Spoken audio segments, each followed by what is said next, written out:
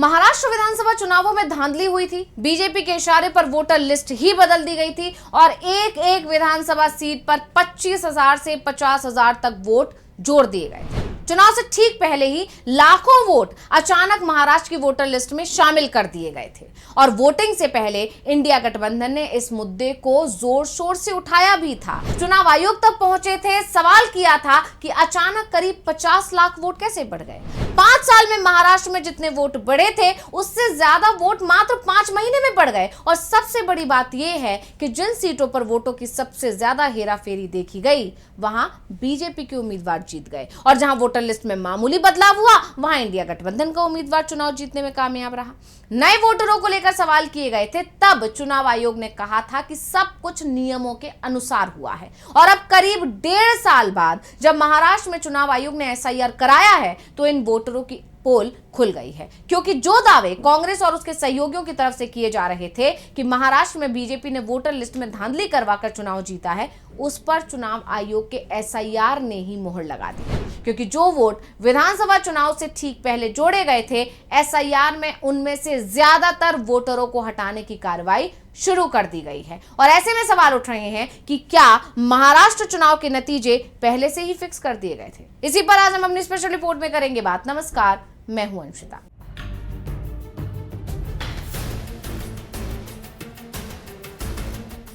चुनाव आयोग की तरफ से शुरू की गई एसआईआर प्रक्रिया अब बीजेपी सरकार के लिए ही जी का जंजाल बन गई है, क्योंकि अब इस प्रक्रिया ने राहुल गांधी के दावे पर मोहर लगा दी है, जिसके बाद यह कहा जा रहा है कि चुनाव आयोग की पोल तो एसआईआर ने ही खोल दी।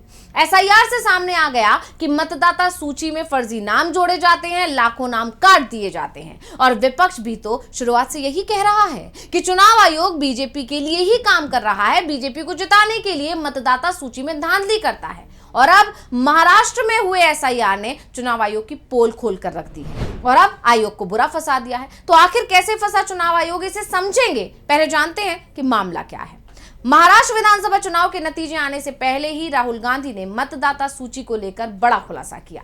उन्होंने आरोप लगाया कि मतदाता सूची में फर्जी नाम जोड़े गए हैं और अब महाराष्ट्र से जो जानकारी सामने आई है उसने तो विपक्ष के हाथ बड़ा मुद्दा थमा दिया, क्योंकि एसआईआर में सामने आया है कि कैसे मतदाता सूची में धांधली हुई है। एसआईआर के तहत मतदाता सूची की जांच में क्या सामने आया बताते हैं आप। तो महाराष्ट्र में स्पेशल इंटेंसिव रिवीजन यानी एसआईआर के तहत मतदाता सूची की जांच में बड़ी संख्या में ऐसे मतदाता सामने आए हैं जिनके नाम 2 जगह दर्ज हैं या जिनका सत्यापन नहीं हो सका है। राज्य में 17,63,000 दोहरे नाम वाले मतदाता पाए गए हैं, जबकि 75,52,000 मतदाताओं का पता ही नहीं चल सका।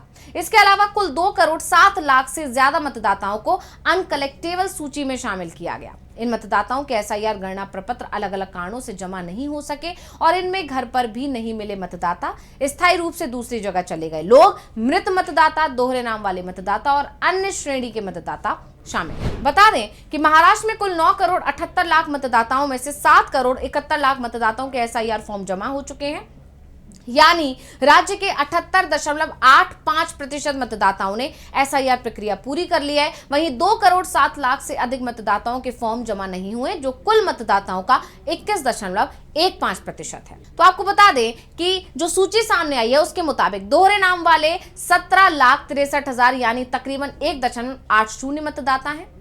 घर पर नहीं मिलने वाले 75,52,000 यानी 7.72% हैं। स्थायी रूप से स्थानांतरित 67,80,000 यानी 7.85%। मृत मतदाता 34,81,000 यानी 3.56%। अन्य 2,23,000 0.23%। इसके अलावा कुल 2 करोड़ 7 लाख यानी 21.15%। अब इस जानकारी के सामने आते ही चर्चा ने जोर पकड़ लिया, खासकर राहुल गांधी के दावे की चर्चा होने लगी है, क्योंकि महाराष्ट्र विधानसभा चुनाव होने के बाद से ही राहुल गांधी चुनाव में धांधली के आरोप लगा रहे थे। बाकायदा प्रेस कॉन्फ्रेंस कर उन्होंने फर्जी वोटर का मामला उठाया था। यहां तक कि संसद के अंदर भी उन्होंने चुनाव आयोग पर सवाल उठाए थे और इसके अलावा लेख लिखकर राहुल गांधी ने 5 आरोप भी लगाए थे, जिसमें राहुल का दूसरा आरोप महाराष्ट्र में अचानक बढ़ी मतदाता की संख्या को लेकर ही था। इस आरोप में राहुल गांधी ने कुछ आंकड़े पेश किए थे। उसके मुताबिक 2019 विधानसभा चुनाव के दौरान मतदाता 8 करोड़ 98 लाख, 2024 के लोकसभा चुनाव में मतदाता 9 करोड़ 29 लाख, 2024 के विधानसभा चुनाव में मतदाता यानी सिर्फ 5 महीने बाद 9 करोड़ 70 लाख।